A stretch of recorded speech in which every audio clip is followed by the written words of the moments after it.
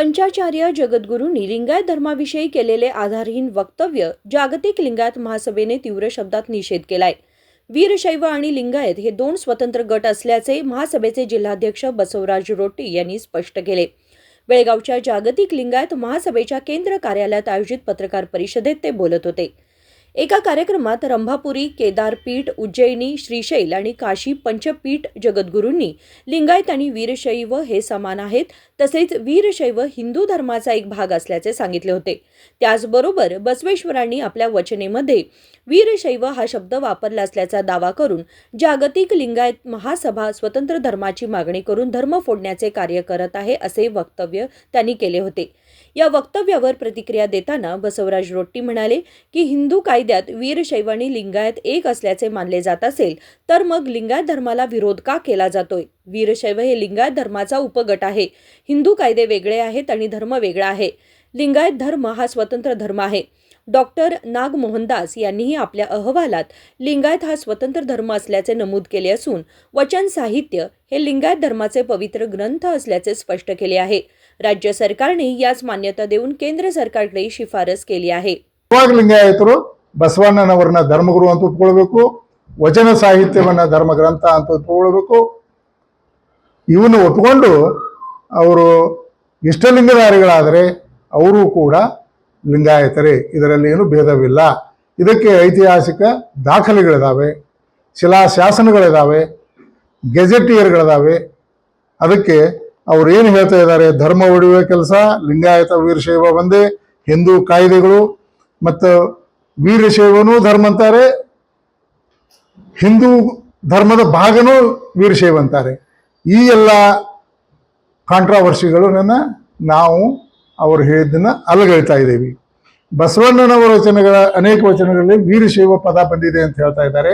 ಇದು 16ನೇ ಶತಮಾನದಲ್ಲಿ ಇವರೇನು ಸಿದ್ಧಾಂತ ಶಿಖಾಮಣಿಯನ್ನು ಬರೆಸಿದ್ರು ಆ ಸಮಯದಲ್ಲಿ ಆದಂಥ ಪ್ರಕ್ಷುಬ್ಧ ವಚನಗಳು, ಅದರಲ್ಲಿ ಕೆಲವೊಂದು ಸಂಸ್ಕೃತ ಶ್ಲೋಕಗಳನ್ನು ಸೇರಿಸಿದ್ದಾರೆ, ವೀರಶೈವ ಪದಗಳನ್ನು ಸೇರಿಸಿದ್ದಾರೆ। ಆದರೆ ಮೂಲ ವಚನಗಳಲ್ಲಿ ಯಾವುದೇ ಶರಣರು ಪಂಚಾಚಾರ್ಯರ ಬಗ್ಗೆ ಉಲ್ಲೇಖ ಇಲ್ಲ ಹಾಗೂ ವೀರಶೈವದ ಬಗ್ಗೆನೂ ಉಲ್ಲೇಖ ಇಲ್ಲ। 12ನೇ ಶತಮಾನದಲ್ಲಿ ಯಾವುದೇ ಈ ಪುರಾಣಗಳೇನಾಗಿದಾವಲ್ಲ ಅದರಲ್ಲಿ ಕೂಡ ಉಲ್ಲೇಖ ಇಲ್ಲ। ಇವರು ಇತ್ತೀಚೆಗೆ ಜಗದ್ಗುರು ಅಂತೇಳಿ ಘೋಷಿಸಿಕೊಂಡವರು। ಇದರ ಬಗ್ಗೆ ವಿವರವಾದ ಒಂದು ನಾನು ಪ್ರೆಸ್ ನೋಟ್ ಹೌದು ಯಾರು ಕೂಡ ಅವನ್ನ ವಿರೋಧ ಮಾಡೋದಿಲ್ಲ, ಅವ್ರ ವಿರುದ್ಧ ಯಾವುದೇ ರೀತಿ ಕಾನೂನು ಹೋರಾಟವನ್ನು ಮಾಡೋದಿಲ್ಲ, ಯಾಕೆ ಅಂತ ಕನ್ನೇರಿ ಶ್ರೀಗಳ ಹೇಳಿಕೆಯನ್ನ ಜಾಗತಿಕ ಲಿಂಗಾಯತ ಮಹಾಸಭೆ ಖಡಾಖಂಡಿತವಾಗಿ ಖಂಡಿಸಿದೆ। ಲಿಂಗಾಯತ ಮಠಾಧೀಶರ ಒಕ್ಕೂಟ ಮತ್ತು ಜಾಗತಿಕ ಲಿಂಗಾಯತ ಮಹಾಸಭೆಯ ಜಂಟಿ ಸಭೆಯಲ್ಲಿ ನಾವು ಇದನ್ನು ಖಂಡಿಸಿ ಪತ್ರಿಕಾ ಹೇಳಿಕೆಯನ್ನು ಕೊಟ್ಟಿದ್ದೀವಿ।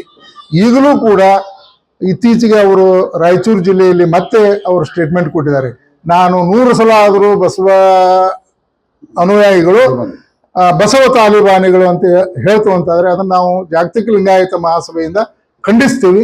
ಅವರು ಈ ಹೇಳಿಕೆಯನ್ನ ಹಿಂತಗೊಳ್ಬೇಕು, ಇಲ್ಲದಿದ್ರೆ ಅವ್ರ ವಿರುದ್ಧ ಜಾಗತಿಕ ಲಿಂಗಾಯತ ಮಹಾಸಭೆ ಬಸವ ಅನುಯಾಯಿಗಳು ಉಗ್ರ ಹೋರಾಟವನ್ನ ಮಾಡ್ತಾರೆ।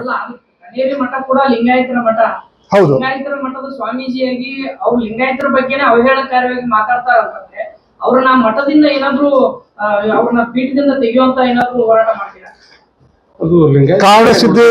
ಕಾಡಸಿದ್ದೇಶ್ವರರು ಮೂಲತಃ ಬಸವಣ್ಣನವರ ಅನುಯಾಯಿಗಳು, ಸಾಕಷ್ಟು ವಚನಗಳನ್ನು ಕೂಡ ಅವರು ರಚನೆ ಮಾಡಿದ್ದಾರೆ। ಆ ವಚನಗಳಲ್ಲಿ ಅವರು ಲಿಂಗಾಯತ ಸ್ವತಂತ್ರ ಧರ್ಮ ಅಂತ ಹೇಳಿದ್ದಾರೆ। ಈಗೇನು ಕನ್ನೇರಿ ಮಠದ ಮೂಲ ಗುರುಗಳು ಅವರು ಕೂಡ ವೈದಿಕ ಆಚರಣೆಗಳನ್ನು ಖಂಡಿಸಿದ್ದಾರೆ। ಆದರೆ ಈಗಿನ ಪೀಠಾಧಿಪತಿಗಳು ಅವರ ಮೂಲ ಗುರುವಿನ ಒಂದು ನಿಲುವು ಹಾಗೂ ಮಠದ ತತ್ವ ಸಿದ್ಧಾಂತಗಳಿಗೆ ವಿರೋಧವಾಗಿ ಅವರು ನಡ್ಕೊಳ್ತಾ ಇದ್ದಾರೆ। ಆ ಮಠದ ಭಕ್ತರು ಅವ್ರ ಬಗ್ಗೆ ನಿರ್ಣಯ ತಗೊಳ್ಬೇಕಾಗ್ತದೆ। ಅವರ ಹೇಳಿಕೆಯನ್ನ ನಾವು ಖಂಡಿಸ್ತೀವಿ।